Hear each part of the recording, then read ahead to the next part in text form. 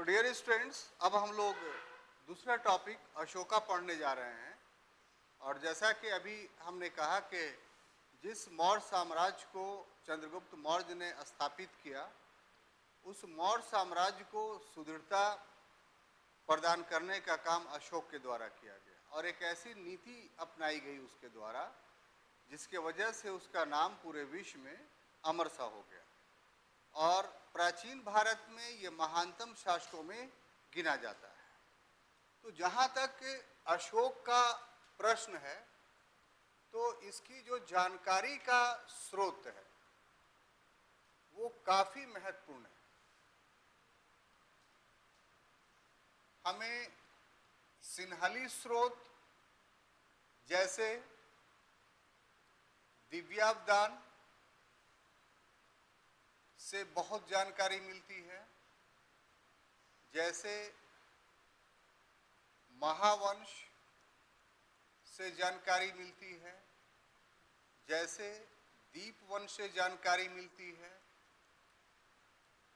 इसके अलावा अशोक के अभिलेख से जानकारी मिलती है। सबसे महत्वपूर्ण जो जानकारी का स्रोत है वो अशोक का अभिलेख ही है।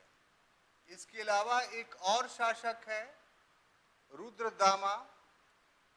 इस रुद्रदामन के जूनागढ़ अभिलेख से भी हम लोग को जानकारी अशोक के बारे में मिलती है। सबसे महत्वपूर्ण बात यह है कि अशोक का अभिलेख इतना महत्वपूर्ण है कि एक विद्वान है जिनका नाम है D.R. भंडारकर। ये ऐसे विद्वान हैं कि जिन्होंने अशोक के इतिहास को या अशोक के काल की सारी घटनाओं को केवल उसके अभिलेख के माध्यम से लिख दिया है और प्रमाणिक इतिहास लिखा है। तो ये सब उसके जीवन के बारे में जानकारी के स्रोत है।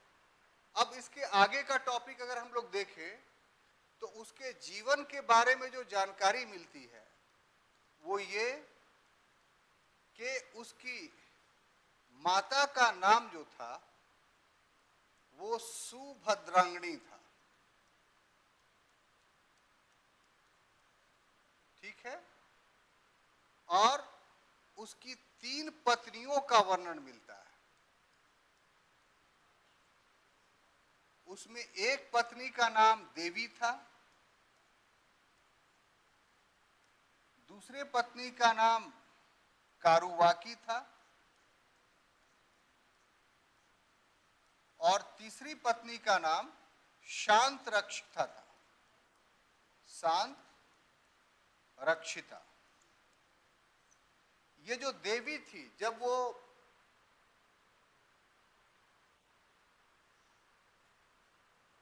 उज्जैनी के विद्रोह को दबाने के लिए जा रहा था तो मार्ग में उसने इससे विवाह किया था और इससे उसको एक पुत्र और एक पुत्री,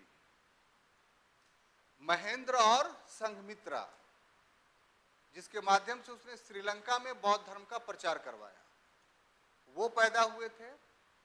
और जो शांत रक्षिता से एक पुत्र पैदा हुआ था जिसका नाम तिस्स था। और ये एकमात्र ऐसा पुत्र है जिसका वर्णन, यह एकमात्र ऐसी पत्नी है जिसका वर्णन उसने अपने अभिलेख में कराया। और प्रयाग प्रशस्ति जो है उसी में तिस्रक्षिता और अपने पुत्र तिस्स का वर्णन वो करता है। जहाँ तक कारुवाकी का प्रश्न है तो ऐसा विद्वान कहते हैं कि उसने जो कलिंग का युद्ध किया था वो इसी महिला को प्राप्त करने के लिए, जिसका बाद में उसको बहुत पश्चातावा हुआ। हालांकि इतिहासकार कलिंग युद्ध के और भी कारण बताते हैं और वो कारण ज़्यादा प्रबल है। ये एक कहानी के रूप में कुछ इतिहासकारों के द्वारा कह दिया जाता है कि उसने एक स्त्री के लिए जो है कलिंग पर आक्रमण किया। हालांकि ये बहुत सटीक प्रमाण इसके बारे में कोई नहीं है।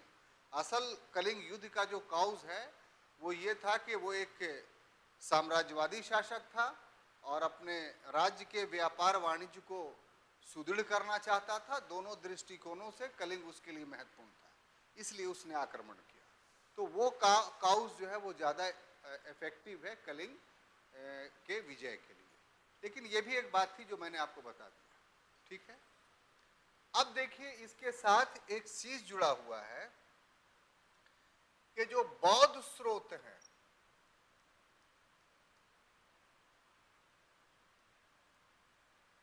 वो बौद्ध स्रोत कहते हैं कि ये 99 भाइयों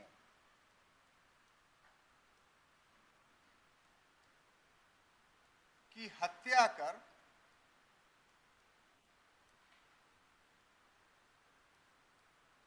शासक बने।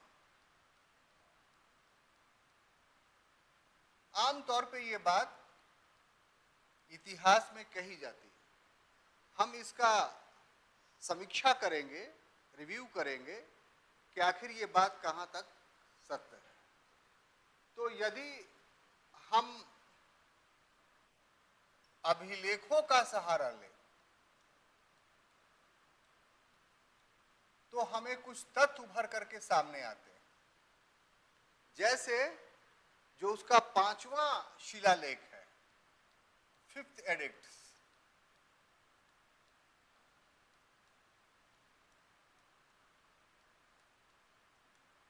शिलालेख में अपने अनेक भाइयों का वर्णन करता है, अपने अनेक भाइयों का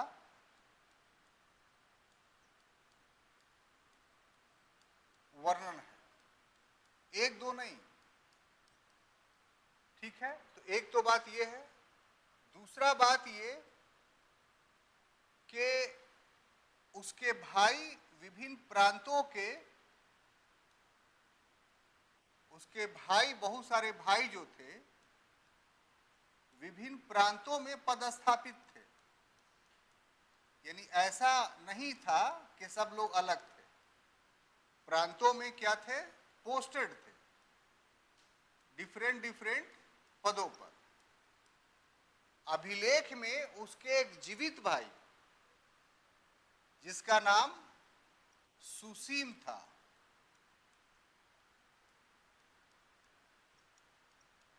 सुसीम का वर्णन प्राप्त होता है।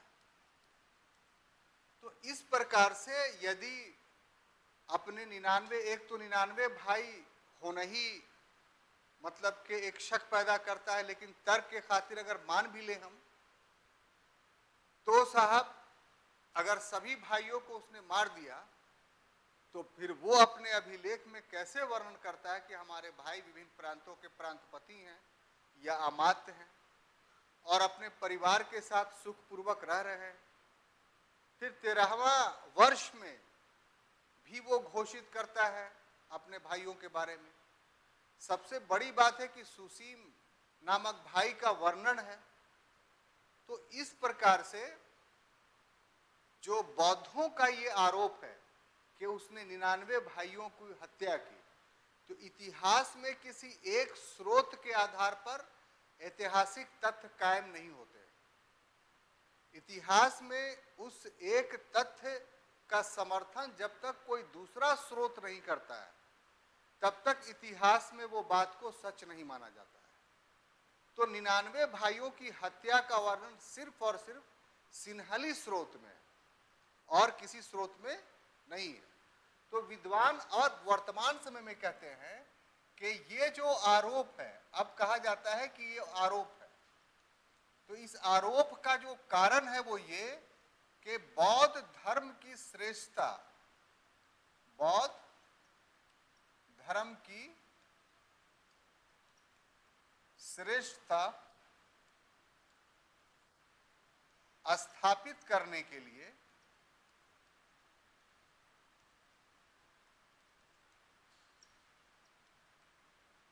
सिन्हली स्रोत में ये बात कही गई।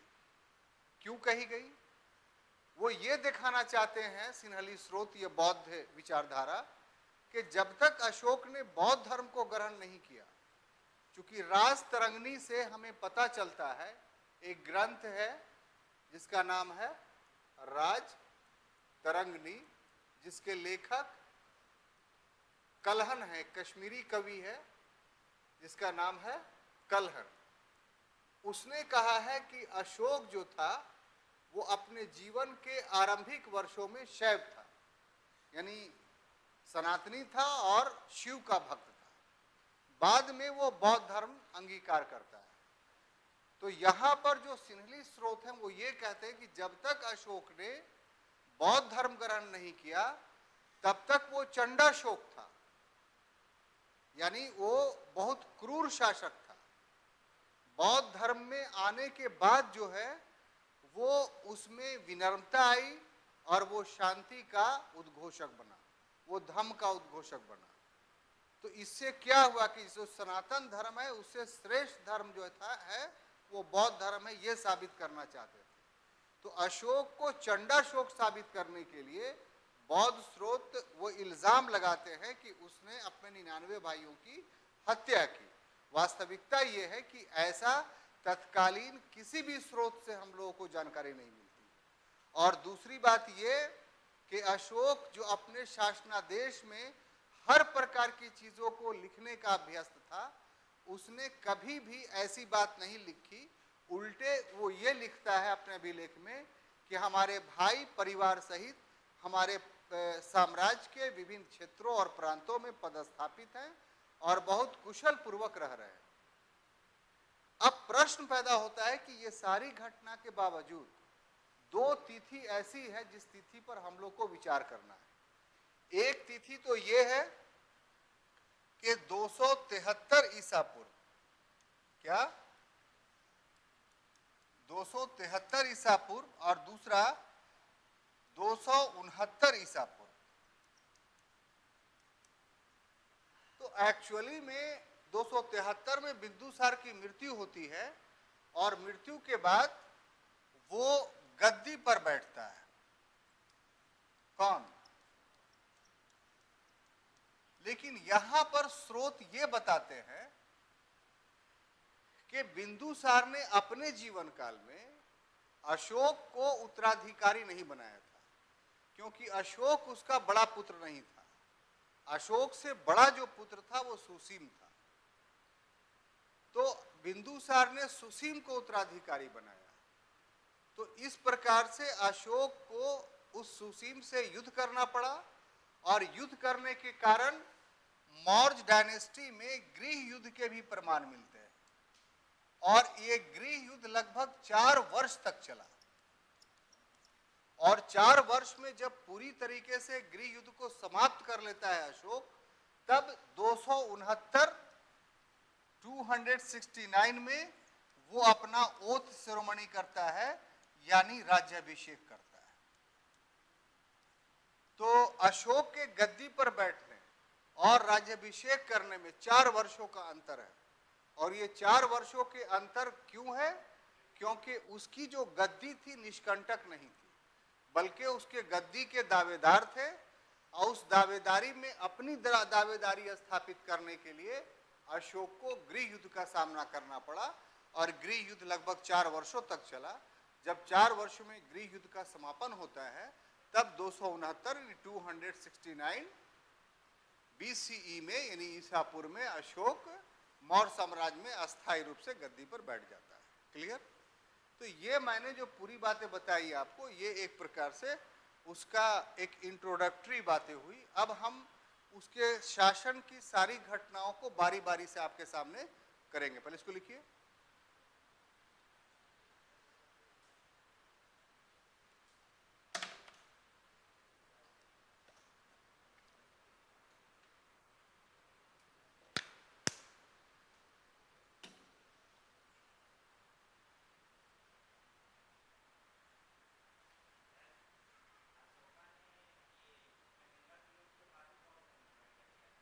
अब यार है, पढ़िए, सब सिस्टम से बताएंगे आपको। जब क्लास खत्म हो जाए और आपका प्रश्न का उत्तर ना मिले तब कीजिए, अभी तो शुरुआत ही है टॉपिक की। लिख के लाए हैं ना? कभी लव लेटर हमको भी दिया कीजिए।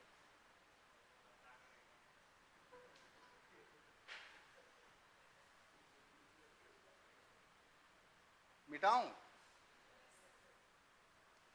अब देखिए उसके सारी गतिविधियों पर हम आ रहे हैं। तो उसमें पहला जो है वो है कलिंग युद्ध। क्या चीज? The war of Kalinga.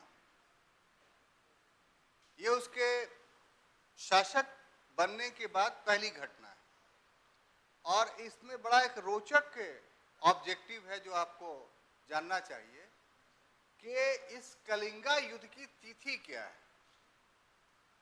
तो बहुत सारी किताबों में बहुत सारी बात आप पढ़ेंगे और इस विवाद के कारण ही इस क्वेश्चंस को बार बार रिपीट करता है।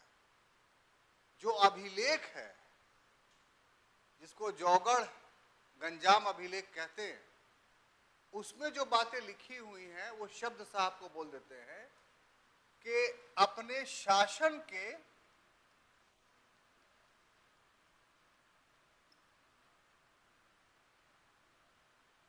8वें वर्ष बाद ये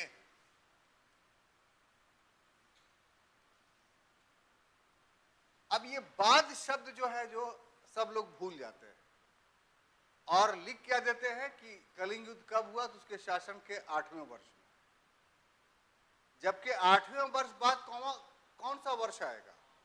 9वां वर्ष। तो एक्चुअली में कलिंग युद्ध जो हुआ है उसके शासन के 9वें वर्ष में। और 9वां वर्ष अगर 269 से अगर आप काउंट करेंगे तो उसका पीरियड आवेगा 261 ईसा पूर्व। अब बात समझ में आई? तो इस तिथि को यानी अशोक ने सत्ता ग्रहण करने के बाद अपने 9वें वर्ष में कलिंग का युद्ध किया। क्लियर? अब इस युद्ध का, कलिंगा युद्ध का काउज क्या था? तो विभिन्न इतिहासकारों ने अलग अलग बातें कही हैं। हम सभी को सम्मिलित रूप से लिखना चाहते हैं ताकि सभी काउज, कोई एक काउज को उत्तरदायी कोई सभी लोग नहीं मान रहे हैं, सबके अलग अलग हैं, तो आप उन सभी काउजों को उत्तरदायी मान सकते हैं। जैसे पहला तो ये कि वो साम्राज्यवादी था। कौन? अशोक। और जब साम्राज्यवादी था तो चंद्रगुप्त मौर्य के अभिलेखों से जो जानकारी मिलती है उससे ये पता चलता है कि असम और दक्षिण में कर्नाटक के बाद के क्षेत्र को छोड़ करके बाकी सभी क्षेत्र चंद्रगुप्त मौर्य जीत चुका था। तो उसमें कलिंग भी होगा। तो अशोक को फिर से कलिंग जीतना पड़ा। तो इसके बारे में इतिहासकारों ने ये विचार रखा है कि हो सकता है कि बिंदुसार के शासन काल में अंतिम समयों में कलिंग स्वतंत्र हो गया हो। तो इस कारण अशोक को फिर से जीतना पड़ा क्योंकि वो भी एक साम्राज्यवादी था और उसके लिए साम्राज्यवाद के लिए सबसे अच्छा क्षेत्र सिर्फ एक बचा था और वो कौन सा क्षेत्र था? तो कलिंग था। दूसरा कि कलिंग जो था व्यापारिक दृष्टिकोण से काफी महत्वपूर्ण था।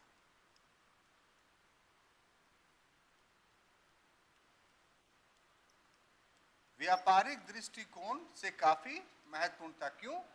क्योंकि उसके पास समुद्र तट था और बंदरगाह थे, जिस बंदरगाह से अंतर्राष्ट्रीय व्यापार होता था। तीसरा काउज बताया जाता है इतिहासकारों के द्वारा कि कलिंग का जो यानी उड़ीसा का जो इलाका है वो हाथियों के लिए बहुत प्रसिद्ध था, यानी वहां बड़ी संख्या में हाथी पाए जाते थे। तो इसकी प्राप्ति के लिए भी जो है वो चाहता था कि कलिंग हमारे साम्राज्य के अधीन रहे। क्यों? क्योंकि व्यापक पैमाने पे हाथी प्राप्त हो और हाथी उस समय के सेना के लिए काफी महत्वपूर्ण होता था।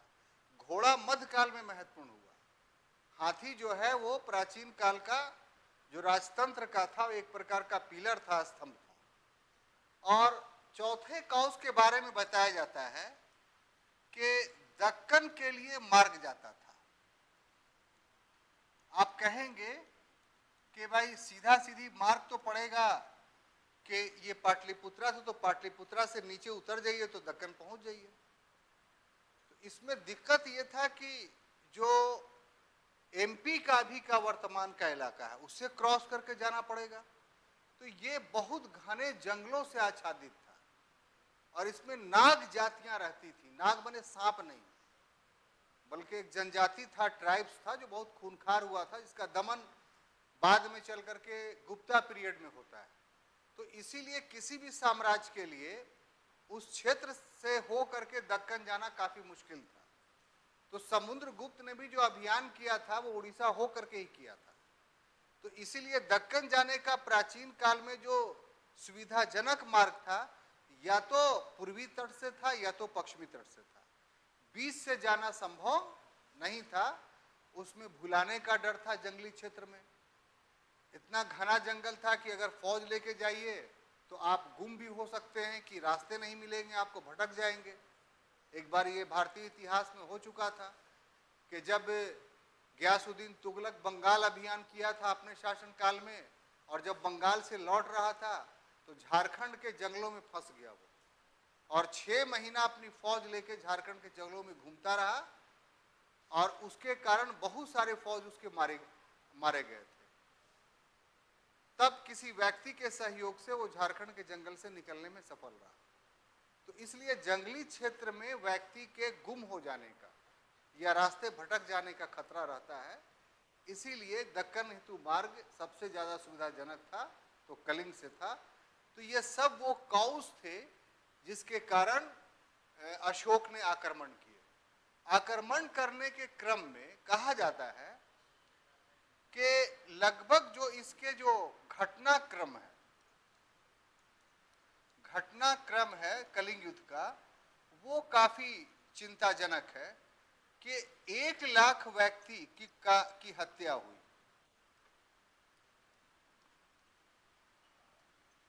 उस समय की आबादी तो उतना होगा नहीं, उसमें 1 लाख व्यक्ति की हत्या हो जाना ये बहुत बड़ी बात है। और दूसरा ये कि 1.5 लाख व्यक्ति हताहत हुए। हताहत का वर्ड समझते हैं? मतलब हत्या का मतलब हुआ कि बजाते तौर पर उसकी पुलिस ने मार दिया, सेना ने मार दिया। हताहत में भी बचे नहीं, मर गए। कितना लिखे? 1.5 लाख ना। लेकिन ये उसकी सेना ने नहीं मारा, बल्कि उस युद्ध की विपरीत परिस्थितियों के कारण इतने लोग मर गए। खाना नहीं मिला, शोक हो गया, घर में कुछ बचा नहीं, और इतने ही लोग उस जगह को छोड़ करके भाग गए। इसका मतलब क्या हुआ? इसका मतलब हुआ कि कलिंगा पूरा खाली हो गया। और ये प्रमाणिक चीज है कि इसका जो जानकारी है इस युद्ध का जो हम लोग को मिल रहा है वो कोई दूसरा नहीं दे रहा है, बल्कि इसका जानकारी अशोक के 13वें शिलालेख में मिलता है। यानी अशोक खुद जो है वो 13वें शिलालेख में इस बात का वर्णन करता है कि हमने कलिंगा युद्ध किया, उसमें इतनी क्षति हुई। और इस घटना ने, कलिंग के युद्ध ने अशोक पर बहुत व्यापक प्रभाव डाला।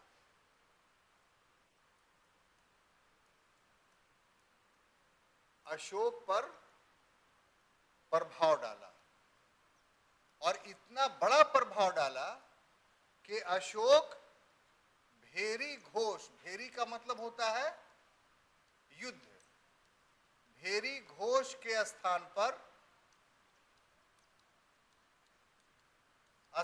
पर धम घोष की नीति अपनाई। धम का मतलब शांति। यानी अब घोषित कर दिया कि अब हम अपने किसी साम्राज्य का विस्तार नहीं करेंगे। तो एक प्रकार से कलिंगा युद्ध उसके जीवन में एक बहुत बड़ा टर्निंग पॉइंट हुआ, परिवर्तन बिंदु हुआ।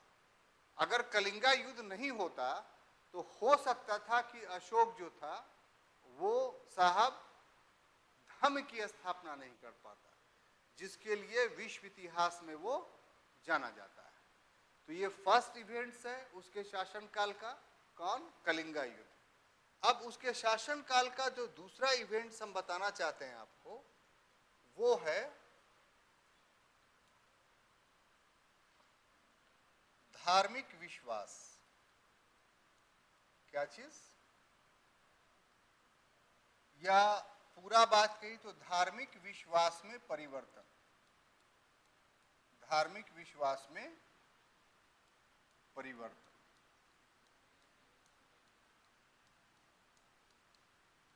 अभी अभी मैंने आपको बताया कि कलहन की राजतरंगिणी से, कलहन की राजतरंगिणी पुस्तक है, ठीक है ना? ये 1253 ईस्वी में लिखा गया। ऐसा मत समझ जाइए कि वो एंशियंट पीरियड का इतिहास है, माने पुस्तक है।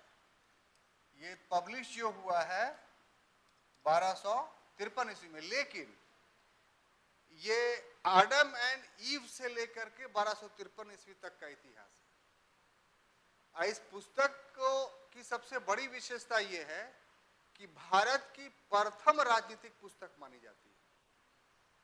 सॉरी, प्रथम ऐतिहासिक पुस्तक, राजनीतिक नहीं। मतलब ऐतिहासिक पुस्तक का अर्थ क्या हुआ कि जिस प्रकार से मॉडर्न युग में इतिहास लिखा जाता है या वेस्टर्न कंट्री में जिस तरह से इतिहास लिखा जाता है तिथि कर्म के अनुसार, इस पुस्तक में उसी ढंग से कालक्रम के अनुसार इतिहास लिखा गया है।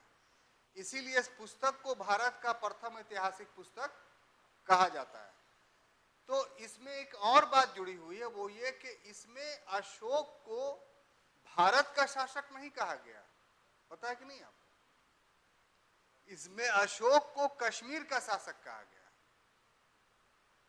तो हर किताब में कुछ त्रुटियां रहती हैं, उसमें से ये भी है, लेकिन महत्व के दृष्टिकोण से काफी महत्वपूर्ण है, क्योंकि बहुत बड़ी बड़ी जानकारी इससे मिलती है। तो इससे, इस पुस्तक से जानकारी मिलती है कि अशोक अपने जीवन के आरंभ में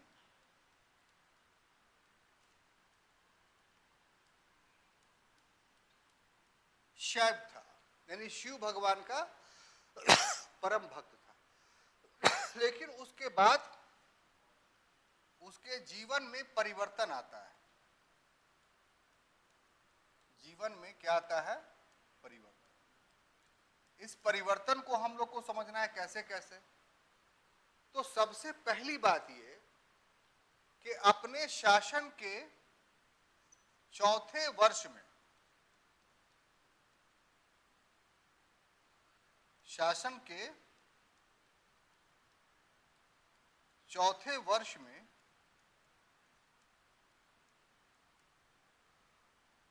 बौद्ध भिक्षु, 7 वर्षीय बौद्ध भिक्षु, सॉरी,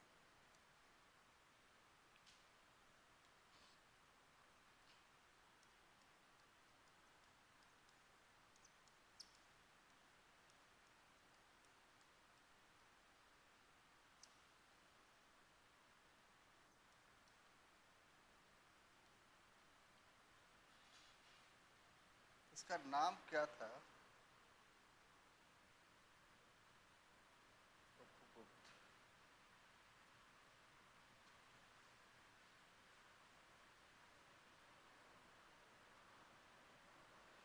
इसका नाम हम भूल रहे हैं, आएगा तो हम लिख देंगे।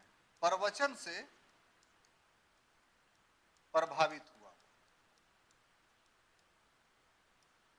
ये बौद्ध भिक्षु वास्तव में सुसीम का पुत्र था और राज दरबार से जुड़ा हुआ था, बौद्ध भिक्षु बन गया था। तो बौद्ध भिक्षु को भिक्षाटन करना पड़ता है।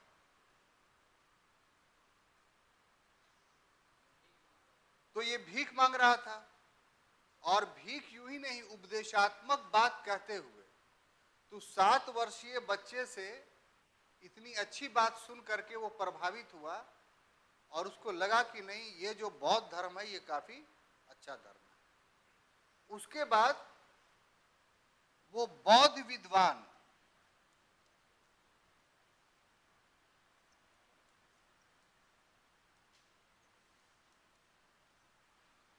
मोगलीपुत्र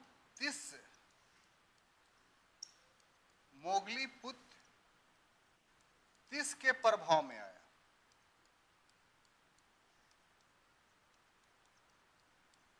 तिसके प्रभाव में आया का अर्थ क्या हुआ कि इससे वार्तालाप किया बौद्ध धर्म से संबंधित, और जो शंकाएं उसके दिल में थी वो दूर हुआ, और अंत में वो गुप्त द्वारा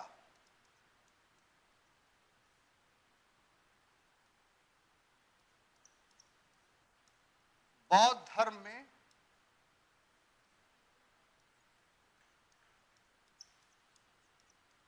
दीक्षित हुआ, यानी बौद्ध धर्म अपना लिया।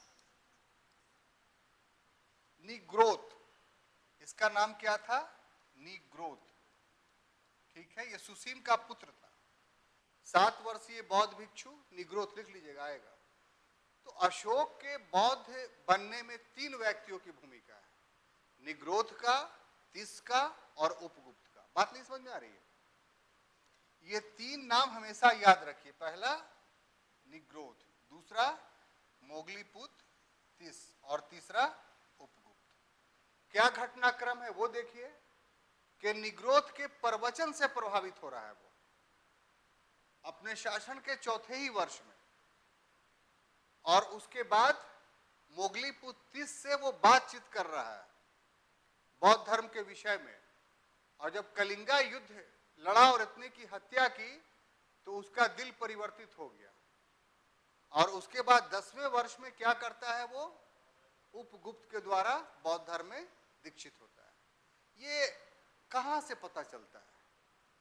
तो एक भाबरू स्तंभ लेख है गुजरात में, भाबरू स्तंभ लेख। इस स्तंभ लेख में अशोक जो है बुद्ध, धम्म और संघ में अपना विश्वास व्यक्त करता है, यानी बुद्धम धम्मम गच्छामि, धम्मम शरणम गच्छामि और संघम शरणम गच्छामि का कलमा वो पढ़ लेता है, और इस ढंग से पूरा का पूरा वो बौद्ध हो जाता है। बात समझ में आई?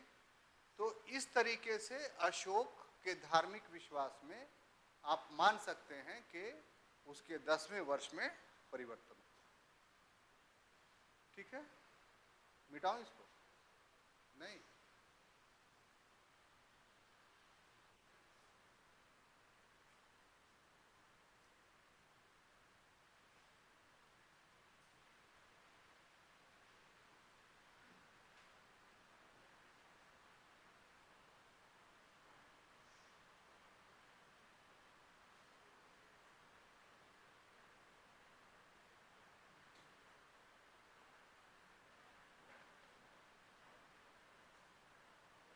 हो गया। भाबरू स्तंभ लेख। उसके बाद अगला जो टॉपिक है 3रा नंबर का, वो है अशोक का धम्म।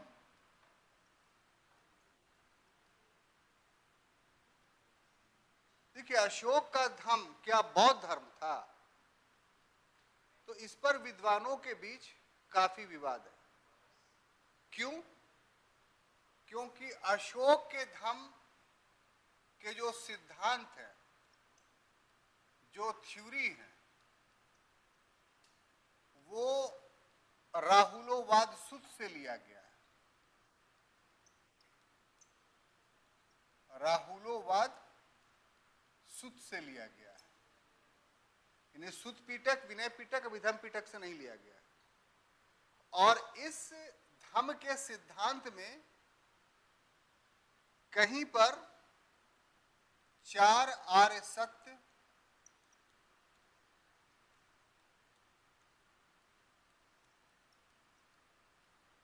अष्टांगिक मार्ग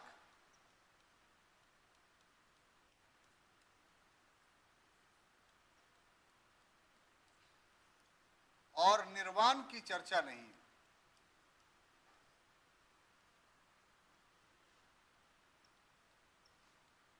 निर्वाण की चर्चा नहीं।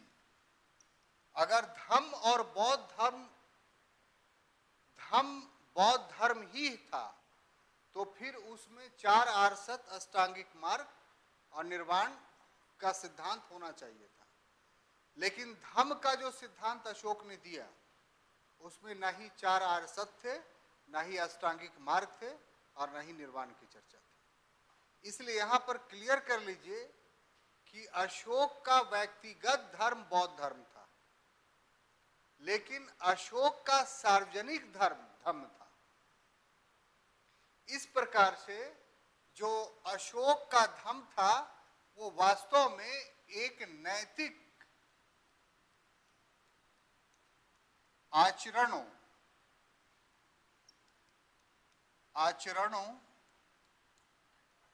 की संहिता थी। कोड ऑफ मोरल वैल्यूज का एक कलेक्शन था। और कोड ऑफ मॉरल वैल्यूज का कलेक्शन क्यों था? कि अशोक अपने साम्राज्य को अस्थायित्व प्रदान करना चाहता था। अशोक इस बात को बहुत अच्छे ढंग से समझ रहा था कि हमारे साम्राज्य में धार्मिक विश्वास एक नहीं है। धार्मिक आधार पे लोगों के पास बहुत सारे विश्वास हैं और इस तरीके से विभिन्न धार्मिक विश्वासों से एकता स्थापित नहीं हो सकती। फिर हमारे साम्राज्य में जातियों का बहुत बड़ा जंजाल है। उस जंजाल से राजनीतिक एकता स्थापित नहीं हो सकती। तो राजनीतिक एकता कैसे स्थापित किया जाए? तो उसका उपाय यह है कि एक सामान्य नैतिक आदर्श की स्थापना किया जाए जिसको मानने में किसी को दिक्कत ना हो। तो नैतिक रूप से सब एक आदर्श के मानने वाले हो जाएंगे तो हम जिस साम्राज्य की स्थापना कर चुके हैं वो साम्राज्य हमारी मृत्यु के बाद भी अक्षुण्ण रहेगा। तो एक तरीके से कह सकते हैं कि अशोक का धम्म एक राजनीतिक उपाय का प्रयास था ताकि हमारा साम्राज्य जो है वो सही ढंग से चल पाए। इससे धर्म को भी लाभ होगा और समाज को भी लाभ होगा। यानी धम्म उसका राजनीति के साथ साथ एक बहुपक्षीय प्रयास भी कहा जा सकता है। अब देखिए कि धम्म के सिद्धांत को अगर कहे तो इसके सिद्धांत बड़े सिंपल थे। सबसे बड़ी बात यह है कि धम्म के सिद्धांत की जानकारी मिलती कहाँ है? तो धम्म के सिद्धांत की जानकारी उसके दूसरे एवं 7वें शिलालेख में मिलती है। 7वें शिलालेख में मिलता है।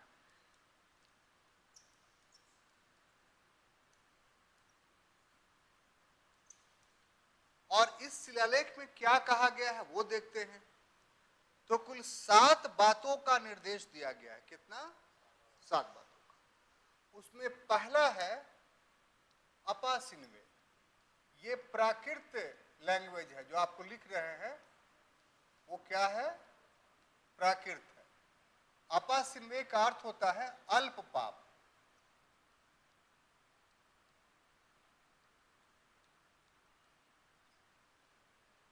अपासिन्वे बहुकायते।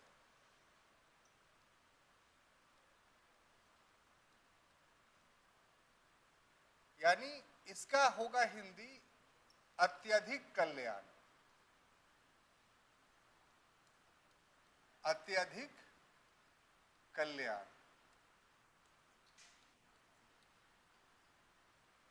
तीसरे स्थान पे दया। दया प्राकृत में भी है और हिंदी में भी दया। उसके बाद है दाने। दाने का अर्थ हुआ दान देना, दान देना, दया करना, ठीक है। अपासिन में बहुकायते दया दाने, सच्चे मतलब सत्यवादिता,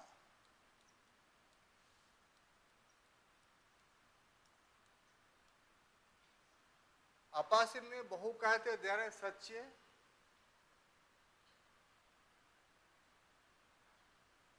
माधवे मतलब मृदुता मिठास, और साध्वे यानी साधुता, और लास्ट में है चे मतलब है। तो जो दूसरा शिलालेख है क्या कहता है, वो खुद सवाल करता है, धम्मे क्यों चे मतलब धम्म क्या है। उसका जवाब वो खुद देता है कि बहुकायते अपासिन में बहुकायते दया दाने साचवे सोधवे च, यानी धम्म का अर्थ क्या है कि यहां पर गौर से देखिए कि पाप से वो इनकार नहीं कर रहा है, एक नया फिलॉसफी दे रहा है कि आप मनुष्य हैं तो पाप करोगे ही, आपकी नैतिकता इसमें है कि अल्प पाप कीजिए। कितनी खूबसूरत बात है, आप नहीं हंसे। और उसके बाद कहता है वो कि बहु कहते, यानी सबसे ज्यादा फोकस कल्याण पर दिया है।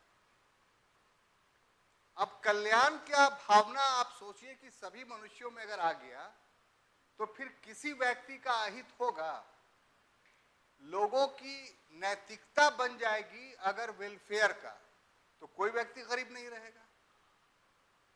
आज व्यक्ति निर्धन है, भूखा है, प्यासा है, अभावग्रस्त है, इसलिए कि समाज का जो स्वरूप है शोषणात्मक है, एक्सप्लॉयटरी है। आप मानिए नहीं मानिए, एक बनिया अगर दुकान में सामान बेच रहा है, आपको हम लॉकडाउन के समय का याद दिलाते हैं, साहब बनिया लोग तो बन गया, मतलब लोग घर से निकलते थे जल्दी लेके भागे नहीं तो पुलिस पकड़ लेगी, समझ गए। और बनिया जो था, जो माने गोदाम तो बहुत कम लोग जाते थे, मतलब अपने घर वाले मोहल्ले वाले जो दो घर बंद करके दुकान खोले हुए थे अपना, अरे जल्दी लाओ।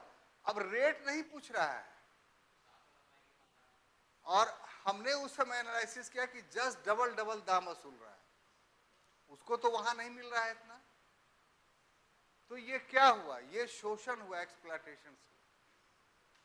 तो एक छोटा सा एग्जांपल्स आपको दे रहे हैं, जैसे आप कुरकुरे खाते हैं या पॉपकिन खाते हैं, है ना भाई, माने मकई वाला जो, तो आप सोचिए कि इतना सा मकई लेता होगा जिसका मूल्य मुश्किल से 2 से 4 रुपया रहता है, भुनने में कितना लगेगा, लेकिन उसी को 50 रुपए में देता है। लाभ का अंतर देख लीजिए कितना गुना हो गया। उसी मकई के इसको पीस कर करके और कॉर्न फ्लैक बना देता है, साहब 200 में देता है, जबकि अपने आंखों से हम देख रहे हैं कि उसका मूल्य होना चाहिए 10 से 20 रुपए के बीच। तो ये व्यापार में जो विकास का चरमोत्कर्ष है, उसमें तो शोषण का रूप भी देखने को मिल रहा है। तो ऐसी परिस्थिति में क्या होगा, अकोमुलेशन ऑफ वेल्थ होगा।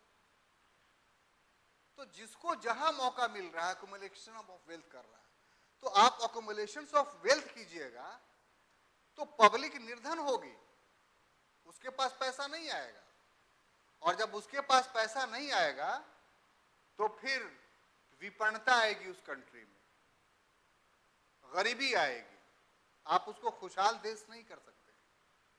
तो ये सारा चीज समाप्त हो, समाज का चरित्र शोषणात्मक नहीं हो, समाज का स्वरूप कल्याणकारी हो, तो उसने एक आदर्श स्थापित किया बहु कायदे। हर कोई अपना नैतिक आदर्श अगर बना ले तो समाज से शोषण खत्म हो जाएगा और सभी लोग खुशहाल हो जाएंगे। उसके बाद क्या, दया, हर चीज पर दया करे, दान भी दे और सत्य का पालन करे, सच्चे सत्यवादिता। और उसके बाद माधवेय, जुबान में मृदुता हो। यहां तो झगड़ा 90% रोड पर सिर्फ इसलिए हो जाता है कि तुम ऐसे काहे बोल दिए, और कोई जमीन जायदाद का या घर उर का झगड़ा नहीं है। ऐसे क्यों बोल दिया, उस पर झगड़ा हो गया। दिल्ली में अगर किसी औरत को आप आंटी बोल दीजिए तो आप जूता खाने के लिए तैयार रहिए। तुम्हारी हिम्मत कैसे हुई कि हमको आंटी बोल दिए, हालांकि उम्र उसका 60 साल है। तो 60 साल वाले को आंटी नहीं बोलिएगा, क्या बोलिएगा, बहन बोलिएगा।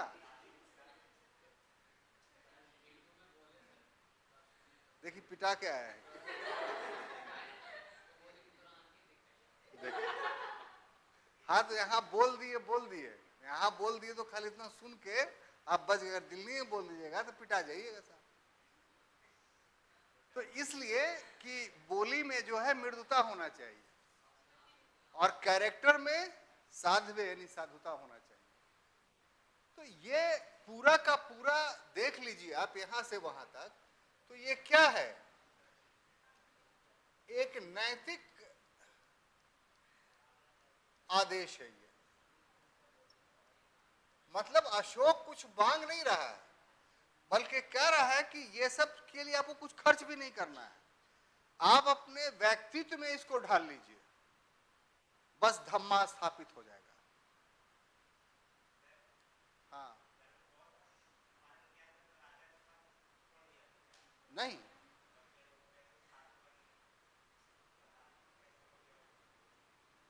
हम ये कहां बोल रहे हैं कि वो हो गया, वो तो बोल रहा है कि धम्म का पालन होना चाहिए। ठीक है, आप सिर्फ ये, हम ऑब्जेक्शन इस बात पे कि आप बोल रहे हैं कि वो बन गया, तो ये चीज सिर्फ उसी पर लागू थोड़ी होता है। पहली बात, ये सार्वजनिक बात थी, सबों पर लागू होता है, उस पर भी लागू होता है, ऐसा बोलिएगा तब। अब आपका प्रश्न ये है कि क्या इस धम्म को अपना लेने के बाद राजा नहीं रह सकता है वो, तो फिर आप प्रश्न गलत कर रहे हैं। ऐसा थोड़ी है भाई कि इसमें कोई सिद्धांत ऐसा है कि भाई आप राजतंत्र त्याग दीजिए। ये तो व्यक्तित्व में परिवर्तन की बात की जा रही है। तब आप ये बोलिए कि हम कोई दुकान खोले हुए हैं, हम धम्म अपना लिए इसलिए दुकान बंद कर देंगे। आप अपने दैनिक काम को करते रहिए जो आपकी ड्यूटी है, उस ड्यूटी को करने के क्रम में आप इन नैतिकताओं का अगर पालन करेंगे तो इसका मतलब होगा कि आप धम्म का पालन कर रहे हैं और आपके सारे सामाजिक, राजनीतिक, आर्थिक काम सुगमता पूर्वक चल सके। इसके लिए जरूरी है कि सब लोग धम्म का पालन करें, तभी सारे काम सही ढंग से चलेंगे। ये उद्देश्य था अशोक का। अब बात समझ में आई। अब देखिए, ये तो धम्म के सिद्धांत हो गए। अब दूसरा बात है कि धम्म यहीं पर रुकता नहीं है, बल्कि धम्म के पक्ष भी थे। धम्म के पक्ष भी थे, और पक्ष क्या थे, तो एक पक्ष उसका सकारात्मक भी था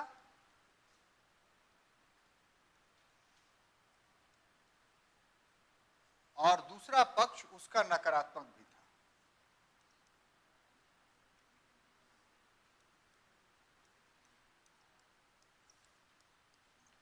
कि ये तो मूल सिद्धांत था जो हमने ऊपर में लिखा, इसके अलावा कुछ और बातों को करना है। सकारात्मक बात में क्या था, पहला, पशु हत्या नहीं करना। दूसरा, पशु का संरक्षण करना। यानी ऐसा नहीं कि सिर्फ उसकी हत्या ही नहीं कीजिए, बल्कि उसको प्रोटेक्ट कीजिए।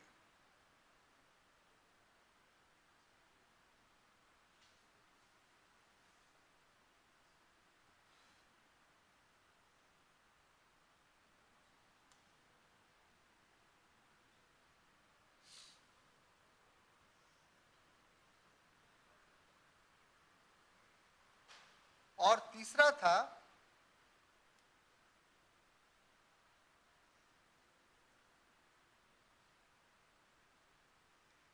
कि माता पिता की सेवा।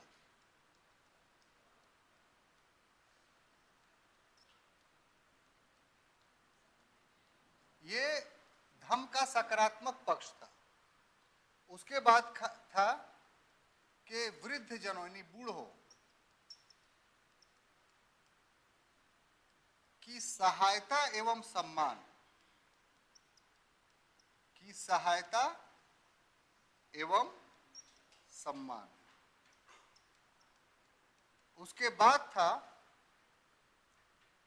कि शिक्षकों का आदर, शिक्षकों का आदर। उसके बाद था कि अतिथियों का, अतिथि में सब आ गए, मित्र भी आ गए, रिलेटिव्स भी आ गए, अतिथियों का स्वागत।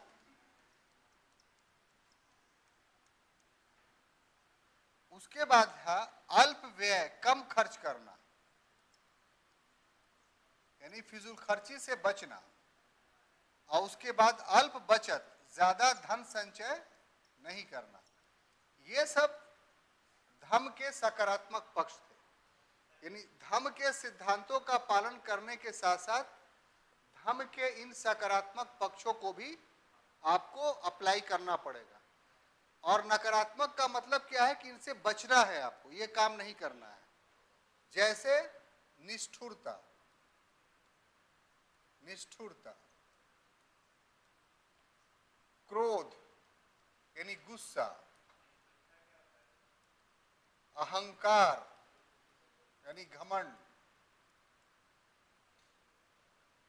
उपहास यानी मजाक, ये सबसे बचना। निष्ठुरता का मतलब ये हुआ कि जिस पर सर्दी गर्मी का कोई असर ही नहीं, मतलब कि आपका मित्र आपके सामने रो रहा है और आपके मित्र के आंसू का आप पर असर नहीं हो। आपकी माँ बाप आपको कोई आदेश दे रहे हो कि बेटा बाहर से ये सामान ला दो, हम बूढ़ी हो गए हैं, नहीं ला सकते हैं, आप नहीं ला करके दे रहे हैं, तो इसका मतलब हुआ कि आप निष्ठुर हो गए, मतलब आप पे, आपके ऊपर किसी चीज का कोई असर होता ही नहीं। तो ये सारा चीज से रोका गया है धम्म। तो अशोक ने सिर्फ धम्म को स्थापित ही नहीं किया, बल्कि इसके प्रचार के लिए अपने पुत्र पुत्रों को, बहुत सारे उपदेशकों को भारत के विभिन्न क्षेत्रों में और वैश्विक स्तर पर भेजा। जैसे संघमित्रा और महेंद्र को श्रीलंका भेजा, मंजिम को कश्मीर भेजा। साथ ही साथ इस नैतिकता को स्थापित करने के लिए अशोक ने युक्तक, रज्जुक और महामात, युक्तक, रज्जुक और महामात जैसे अधिकारियों की नियुक्ति की और इनको आदेश दिया कि साम्राज्य में घूम करके लोगों को धम्म के बारे में बताया जाए। अब प्रश्न ये उठता है कि धम्म सफल हुआ या नहीं। तो जो शुरू में हमने कहा था कि धम्म स्थापित करने का उद्देश्य ये था कि उसका शासन चिरस्थायी हो, तो वो तो नहीं हुआ, इसलिए राजनीतिक दृष्टिकोण से धम्म को सफल नहीं कह सकते हैं। लेकिन एक नैतिक आदर्श के रूप में धम्म अभी तक सफल है, क्योंकि इसने जिस नैतिकता की स्थापना की थी वो समय और काल से परे था, यानी यूनिवर्सल ट्रूथ था। वो जब से दुनिया बनी है, जब तक दुनिया रहेगी, तब तक इन आदर्शों को जो पालन करेगा वो सुख में रहेगा, निर्वाण की प्राप्ति करेगा। और इसमें कोई धर्म की कैद नहीं है, कोई विश्वास की कैद नहीं है। ये सारे आचरण सभी धर्मों में है और एक तरीके से कह लीजिए कि सद्विचार का सार है धर्म। और इस ढंग से 237 ईसा पूर्व में अशोक इस दुनिया से चला गया। तो हम समझते हैं छात्रों, जो टॉपिक था उसको आप बढ़िया से समझें अगले क्लास में जो हम मिलेंगे तो मौर्य वंश से संबंधित कुछ दूसरे टॉपिक के साथ उपस्थित होंगे। तब तक के लिए हमें अनुमति दीजिए। धन्यवाद।